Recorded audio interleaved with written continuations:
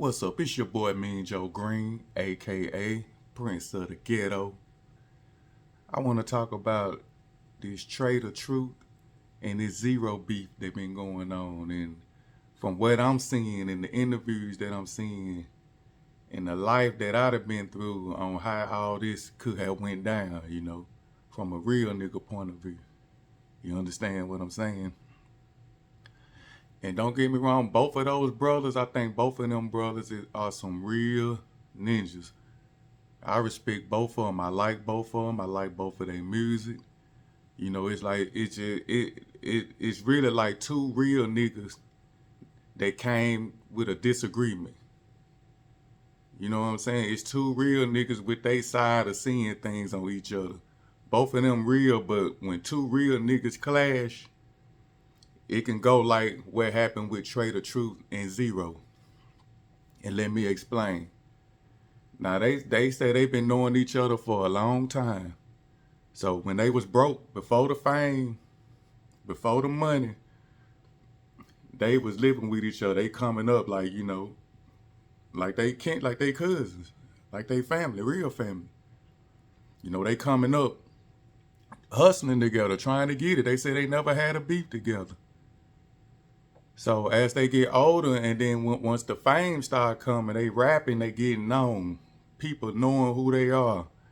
You know what I'm saying? They albums hitting the dick. Now the fame has came in. They knew each other when they was broke. Think about it, when you from your neighborhood and people know when you broke, people respect you all day. As soon as you making it, well, really when you hustling, they really jealous of you.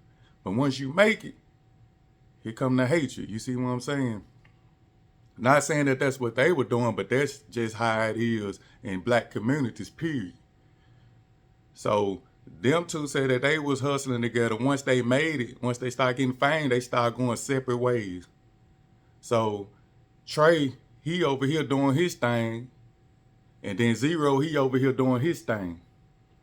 Now think about it, both of them know each other. They like, what's up, man?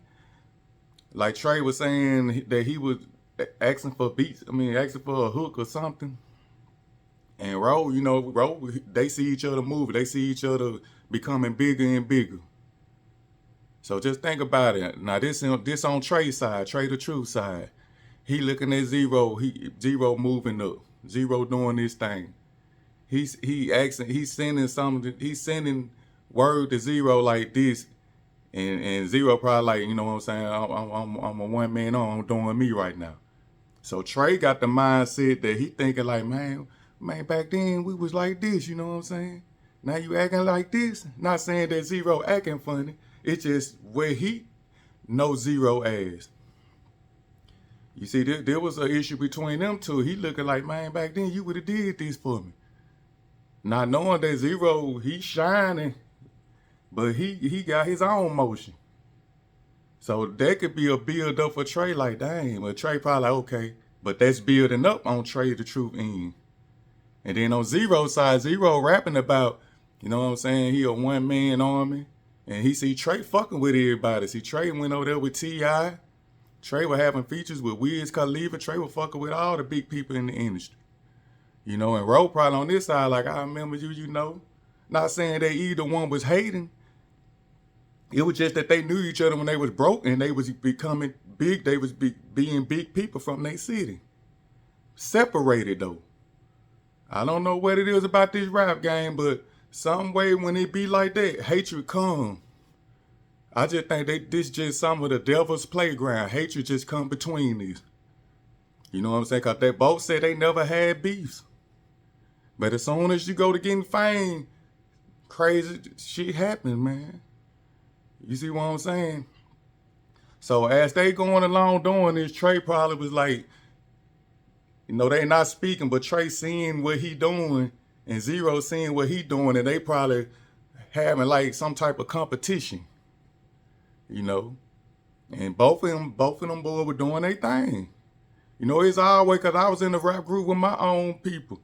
And I'm not going to say no name, but one of my closest relatives was kind of acting funny you know, you can see the hatred sometimes. Like you asking them to do something, they don't want to do it. They want your verse to not outshine theirs. You know, that's how I know about this rap game. There's a lot of hatred in this rap game.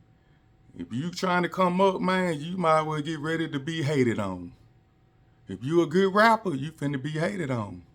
And both of them, Trae the Truth and Zero, they some talented rappers. But it's what they seen on each other from coming up as they were little.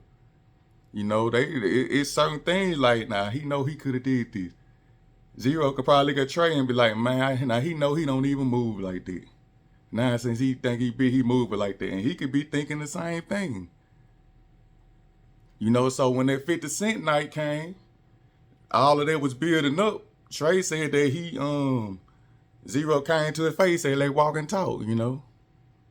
Like I said, I think the devil is hatred be in this game, man. And then when Trae the Truth saw Zero face to face, and Trae said that he felt played, like Zero tried to play him, that's why he just snapped. You see what I'm saying? And I'm saying that to say that we all are human. Nobody's perfect. We can be real. Trae, he a real nigga. Zero, he a real nigga. But at that point, right there, at that point in time, when he finally met up with Ro, and he wanted to see what he can get out of it, and Ro came like, what's up? He probably thought like Ro was sizing them up because of that competition animosity that they had between each other. That what made Trae snap, man. So Trae, that's when that happened. But Trae said they caught the tail end. So you know Trae is the boss. So you know what the underboss is gonna do. They gonna jump in that shit too, cause that's their boss. That's the same with any of them rappers. Like Boosie. Boosie can get to fighting with Webby. All them little dudes around Boosie, they gonna jump in that shit. You see what I'm saying? And then you gotta think about it was 50 Cent night. You know they was drinking. They probably were tipsy, you know what I'm saying? And once they met, they was all off balance. They was tipsy, smoked out, whatever they do, and they collided, and it happened like that. You know, and I saw the interview with Trae and T.I.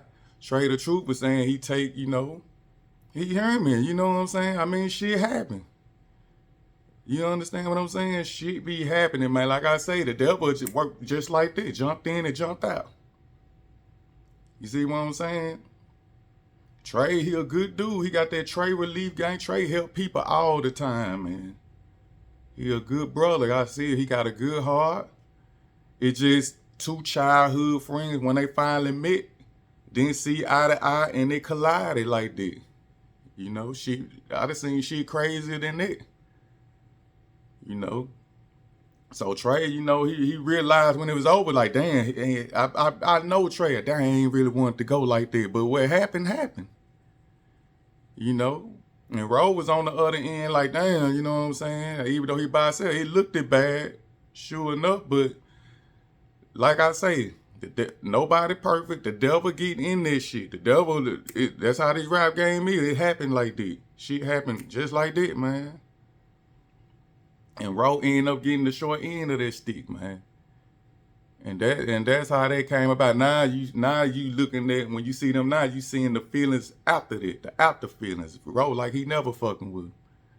You see what I'm saying? Trae looking like, damn, you know, he wanted to holler, but he hated it went like that, but that's what happened. There's nothing he can do about it. You can't make another man change their mind on how they feel about something. You know, and Ro said he'll never fuck with him in this life or the next. You hear how Ro rap. Ro don't fuck with nobody anyways, really.